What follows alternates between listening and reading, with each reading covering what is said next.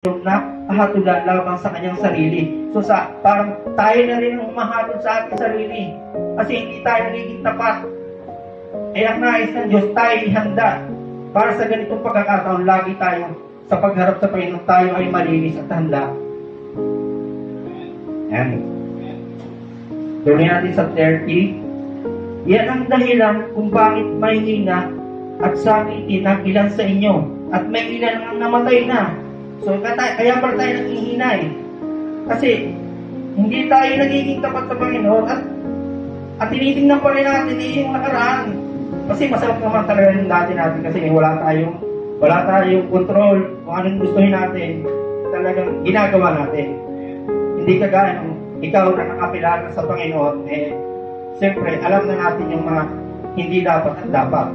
Dahil tinuturuan tayo ng Panginoon Sa 31, kung sisiyatatin natin ang ating sarili, hindi tayo hahatulan ng Panginoon. Yan. Diba? Napakaganda. Kung lagi natin alam yung ating pagkatao, hindi na tayo hahatulan ng Panginoon. Yan. Kung